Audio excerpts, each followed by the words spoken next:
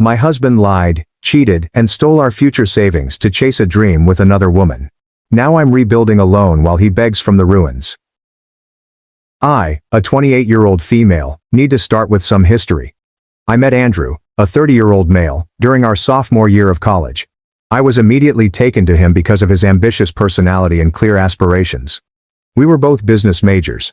I concentrated on finance, whereas he focused on general business administration. We began dating after being partnered together for a group project, and everything simply fit.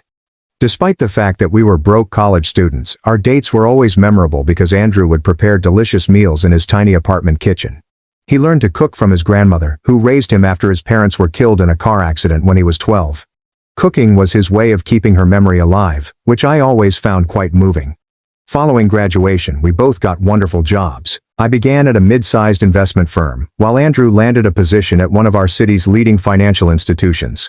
We moved in together, married 4 years later, and everything seemed ideal. Andrew was swiftly moving up the business ladder. He possessed a natural aptitude for analysis and customer interactions. Within 5 years, he was promoted to senior financial analyst, earning more than $150,000 per year. I was doing well too, having shifted to a better firm 2 years earlier at Andrew's suggestion. Throughout these years, cooking remained Andrew's passion. He would spend entire weekends meal preparation and trying out new recipes. Everyone enjoyed his food, so our apartment became the unofficial gathering place for our social group. He would throw elaborate dinner parties, with each course telling a tale. I recall one celebration where he prepared a 7-course meal based on our favorite trip experiences together. It was his method of being creative while keeping his corporate job. The transition began roughly 4 months ago. Andrew started talking more about feeling unfulfilled at work. He would return home weary, spending hours watching cooking shows and reading chef biographies. I observed he was losing interest in his career, but I figured it was a phase. Then, 3 months ago, he sat me down for what he described as a life-changing chat. He had been covertly looking into cooking schools and discovered one that offered a rigorous 18-month program. The school has an excellent reputation and has produced several renowned chefs. He outlined his entire strategy: quit his job, finish the school, work in other restaurants to gather expertise, and finally open his own. He had charts, deadlines, and even potential restaurant ideas planned out. The hitch was that the program would cost us virtually all of our savings, which amounted to approximately $65,000. This comprised tuition, materials, and basic living expenses throughout the program. We would have to live solely on my pay, which is enough but much lower than our combined income. Andrew calculated that with a few lifestyle changes we could make it work. I was startled but attempted to be supportive. After all, he had always supported my professional endeavors. When I wanted to change jobs 2 years ago, despite the initial income drop, he advised me to think long-term. We spent weeks discussing the advantages and disadvantages. I inquired about part-time options, but he emphasized that the rigorous program would provide the finest foundation. We reviewed our finances several times, established thorough budgets, and devised a plan. Everything seemed manageable on paper, so I agreed. The first month was really thrilling. Andrew was like a kid in a candy store, coming home every day with stories about different cooking methods and demonstrating his knife abilities. He would practice his lessons at home, and although the results were not always great, his zeal was contagious. I wondered if this was exactly what he needed. But things began to change during the second month. The program is really difficult. He departs around 6 a.m. and frequently does not return until 8 p.m. or later. The physical demands of standing all day, along with the stress of learning everything from scratch, have taken their toll on him. He is frequently fatigued and grumpy, and, worst of all, he has lost pleasure in cooking at home. This final bit truly worries me. Our weekends used to be filled with the aroma of his cooking and the sound of people laughing around our dining table. Now, when I suggest inviting guests over, he says he is too sleepy. When I inquire what he wants for supper, he usually chooses takeaway or something basic, such as pasta. The passionate cook who used to spend hours preparing a sauce now has barely enough energy to reheat leftovers. The financial strain is beginning to show. We had to cancel our planned trip to Europe, which we had been saving for more than a year. We have cut all non-essential spending. I've started taking on extra assignments at work to compensate for the decreased revenue. We are not in grave straits, but the comfort and security we have fought so hard to achieve are slipping away. Last week I learned something that seriously undermined my trust. While organizing our home office, I came across paperwork for a $20,000 personal loan that Andrew had taken out without my knowledge. When I approached him, he explained that it was for crucial equipment and additional workshops that were not included in the original program fee. He said that these things would give him an advantage in the industry. I was infuriated. We had always been open about our finances, so this felt like a major betrayal of trust. Every time I try to express my concerns, Andrew becomes defensive. He reminds me that I agreed to the modification and accuses me of not believing him. He is continually talking about his future restaurant ambitions, but all I can think about is our depleted savings and increasing stress. Yesterday he suggested wanting to expand his curriculum by taking some additional classes, which would need more time and money. I'm beginning to see that perhaps I was naive in believing that this change would be smooth. The Andrew I originally met was structured, responsible, and always considered our collaboration while making decisions. This new Andrew appears eager to give up our financial security and relationship stability for his goal. While I admire his boldness in pursuing his passion, I am concerned that he is being impetuous and unrealistic. I care greatly about him and want him to be happy, but I'm beginning to regret backing this decision. Our comfortable, steady life has been flipped upside down, and I'm not sure whether it's worth it. I sometimes find myself resenting him for choosing this road, and then I feel horrible about it. I'm not sure whether I'm being selfish or practical. Should I continue to support this desire, or is it time to have a real discussion about returning to his corporate job? Edit to add, many of you have suggested that I give it more time as it has just been 3 months. You're probably correct. I suppose my unexpected lifestyle change and financial hardship are causing me to panic. I'll attempt to be more patient and sympathetic while keeping track of our finances. Update 1. I'd want to thank everyone who responded to my first post. Many of you suggested that I was making hasty decisions and that I should give Andrew more time to acclimate to this big life upheaval. Your thoughts made me think about my reaction, and I determined to work harder to grasp his new reality. Last week, I organized an unexpected visit to his culinary school during their lunch break. I bought food from his favorite deli, where we had our first date in college, thinking it would be a good way to express my support. When I got at school, the scene I stepped into altered everything. I found the classroom space easy enough, but Andrew was not present. A student guided me to one of the practice kitchens, stating that he frequently spent extra time there. When I walked in, I noticed Andrew with a young woman who I later learned was Julia, 25 female. They were standing quite close together at a kitchen station, and he was guiding her hands while teaching her some cutting technique. What struck me was how calm and joyful he appeared, in stark contrast to the exhausted, irritated guy I see at home. When they observed me, Andrew appeared frightened and nearly sprang away from Julia. He swiftly introduced us, and Julia was too nice, which instantly raised alarms in my mind. She kept caressing Andrew's arm while talking and making inside jokes I didn't get. She noted Andrew's natural teaching skills and how fortunate she was to have him as a practice partner. But what caught me off guard was her casual reference of their weekend study sessions at her flat. According to her, they have been meeting on a regular basis to practice recipes and procedures. This was new to me. Andrew told me he was practicing at school on those weekends. When I looked at him, he was staring at the floor and refused to meet my gaze. The drive home that evening was tense. When I eventually mentioned Julia and the weekend study sessions, Andrew became protective in a way I hadn't seen before. He accused me of spying on him, claiming Julia was simply a committed student who needed more assistance. When I pointed out that he had lied about where he spent his weekends, he turned the tables on me. He stated that my criticism about his career choice was driving him away, and that he needed to spend time with people who genuinely supported his goals. That disagreement prompted me to do something I should have done weeks earlier. I reviewed our credit card statements in detail. What I discovered made my stomach flip. There were many charges from high-end restaurants and pubs, all on weekends while he was meant to be studying at school. Some charges came from all around town, not near the school or Julia's flat. When I provided him with the proof, his tale altered. Suddenly these visits were about networking and seeing different restaurant environments. He argued that it was vital for knowing the sector and making contacts. When I reminded him of our restricted budget and how we had to cancel our own dinner outings owing to financial constraints, he erupted. "You just don't get it," he exclaimed. "This isn't about money, it's about learning and growing in my craft. You are attempting to control every aspect of my new life because you are jealous that I am finally doing something I enjoy." He stormed off and spent the next 2 days at his brother's house. During those 2 days his brother Jason phoned me. Jason and I have always had a positive relationship. He was even my confidant in the early days when Andrew was arranging his proposal. However, this talk was different. Jason accused me of being dictatorial and stifling Andrew's inventiveness. According to him, Andrew was crying on the phone, stating he felt confined and misunderstood. This did not sound like the Andrew I knew at all. Andrew returned home after 2 days, pretending as if nothing had happened. He even gave me flowers and apologized for overreacting. However, something still felt odd.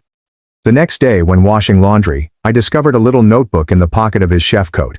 I realized I shouldn't have looked, but after everything that had happened, I needed to know the truth. The notebook began innocently enough, with recipes and cooking notes, but as I read on, I discovered personal entries that made my heart sink. There were parts about feeling trapped in our marriage, and how Julia ignites something inside him. He wrote on how she sees him as an artist, rather than a provider, and how she understands his spirit as no one else ever has. There was also a list of advantages and cons for various life decisions, including one labeled, "Starting Fresh." I returned the notebook precisely where I found it and have not mentioned anything. How can I? The Andrew who authored those remarks is unknown to me. The man I married would never lie about how he spent his time and money. He would never hide his emotions in a hidden journal instead of communicating with me. He would never allow someone else to come between us. I've started discreetly preparing for whatever may happen next.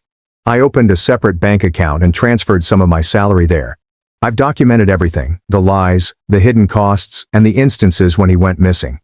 I've even photographed the credit card statements, but I feel terrible about being so skeptical of my own husband. I'm not sure what to do next. Part of me wants to confront him about everything, the notepad, the lies, Julia. But another half is afraid of what the conversation will disclose. Is he truly following his ambitions, or is he utilizing this professional change to flee our marriage?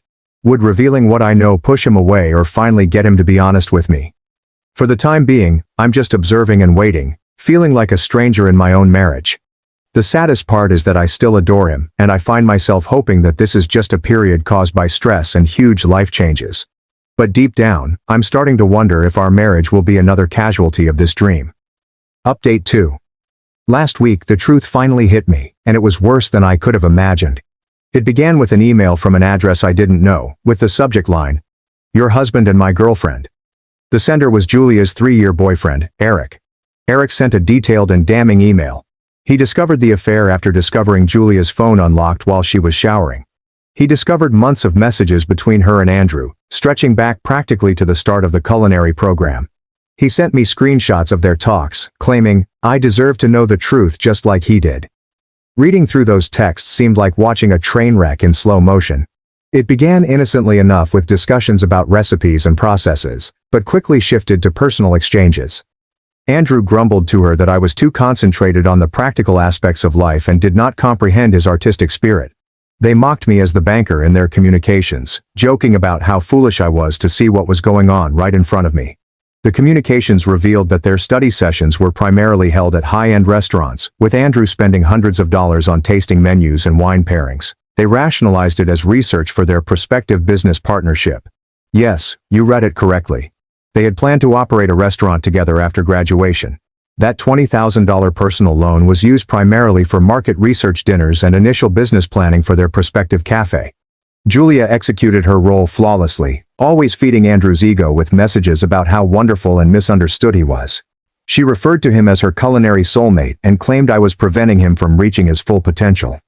Andrew ate it up, telling her that she was the one person who genuinely understood his enthusiasm. What hurt the most were the messages in which they discussed their future together. They had chosen various locations for their cafe, discussed menu ideas, and even imagined what their lives would be like once they could be together properly. Andrew had written that meeting Julia made him realize he had settled into our marriage. After reading everything, I felt physically ill. I spent the entire day in bed, alternately crying and feeling numb. But suddenly, rage took over.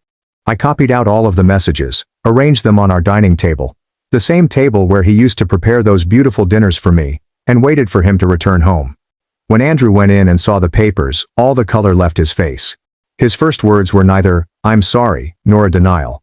Instead, he said, "How did you get these?" Even then his main concern was getting caught, not the suffering he had caused. The talk that ensued was both unpleasant and illuminating. When backed into a corner with proof, Andrew revealed his true colors. He attempted to blame everything on me. My emphasis on financial security had prompted him to seek answers elsewhere. He stated that the stress of his professional transition and my lack of support drove him into Julia's arms. According to him, Julia recognized that in order to attain your goals, you must sometimes take chances and break the rules. When I mentioned the money, Our savings, the loan, and the credit card debt he'd accumulated while whining and feeding her. He had the nerve to justify it as an investment in his future. He attempted to argue that the pricey dinners were required for understanding fine dining culture, and Julia was simply assisting him in navigating that environment. The real kicker came when I inquired about their business plans. They had previously put down a deposit on a potential restaurant space using a portion of their $20,000 loan. They planned to sign the lease next month. Andrew had even drafted his resignation letter from the culinary program, intending to drop out and begin remodeling the apartment with Julia. I told him he should go that night. He attempted to argue, claiming that he could explain everything, that he was confused and worried, and that Julia meant nothing. But when I threatened to contact the cops, he eventually departed. He's been staying with his brother, who, incidentally, called me to apologize sincerely. Apparently, Andrew created a very different picture of our marital issues for his family. The next few days followed a deluge of texts from Andrew, long lines about how sorry he was, how he had lost himself, and how he wanted to make amends. He offered to cut all contact with Julia, drop out of culinary school, and even try to reapply for his old job. He sent mutual acquaintances to plead his cause, had his mother phone me crying, and even came to my office with flowers.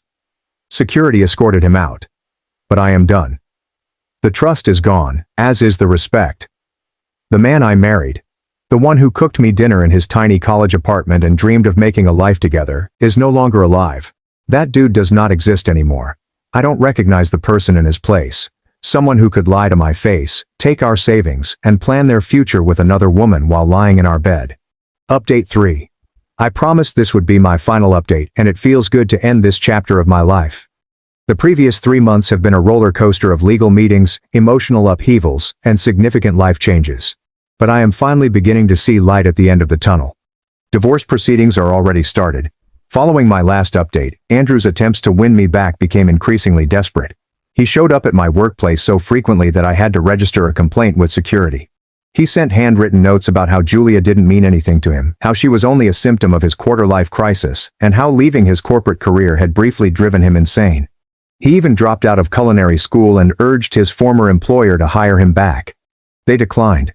Apparently, word had spread about his abrupt leave and the entire culinary dream catastrophe. The karma train hit hard. Julia, the alleged soulmate who understood his artistic spirit, eventually abandoned both Andrew and Eric in favor of another culinary school classmate. According to mutual friends, she has a history of such behavior. Andrew was her third married man at the school. When Andrew realized he wasn't unique and was just another notch on her belt, he had a complete meltdown. He drunk called me at 2 a.m., crying about how he had destroyed his life for someone who saw him as nothing more than a conquest. The financial fallout has been ugly. Aside from the $20,000 personal loan, I discovered he had created 2 credit cards I was unaware of and maxed them out, primarily on fancy restaurants and gifts for Julia. The overall damage is estimated to be around $45,000. Fortunately, my lawyer is a miracle worker. I'm not liable for any of the debts because they were all in his name and we could prove they were incurred while carrying on the affair. The judge was particularly displeased with the proof that he spent our savings on another woman. I moved out of our apartment and into a smaller place closer to work. It's a change from our huge 2-bedroom to a 1-bedroom home, but it feels like my place. There are no memories here. There are no ghosts from previous dinner parties. I'm gradually restoring my savings while focused on my career. I was actually promoted last month, which feels like the universe's way of telling me I made the correct decision. Some mutual friends believe I should give Andrew another chance. They point out that he has endured enough. He lost his job, goals, reputation, and savings all at once. He's currently working as a line cook at Applebee's, earning little more than the minimum wage. His brother informed me he lives in their parents' basement and can only make the minimal payments on his debt. They claim he's learned his lesson, but I can't go back. The trust has been entirely shattered, and I am not interested in being anyone's consolation prize or safety net. Andrew did not only cheat on me, he lied to me repeatedly, stole from our future, and mocked me in front of his affair partner. He was willing to give up 10 years of marriage for a fantasy that lasted less than 3 months. That cannot be fixed through therapy. The irony of the situation is not lost on me. He left a 6-figure job to pursue his culinary goals, and now he makes burger platters at a chain restaurant. He aspired to be a respected chef with his own restaurant, but at the age of 30, he is still living in his parents' basement. Sometimes I wonder if he believes his artistic energy was worth the cost. As for me, I'm doing better than I anticipated. The divorce should be finalized within a few months. Given the facts, my lawyer believes we may be able to ask Andrew to pay for some of my legal bills. I've started taking cooking classes, partially to regain something he ruined and partly because I can't keep eating takeout forever. My new house has a modest but adequate kitchen, and I'm gradually coming to like cooking for myself. I've had a few people try to set me up on dates, but I'm not ready just yet. I'm focusing on rebuilding my life and rediscovering myself without Andrew.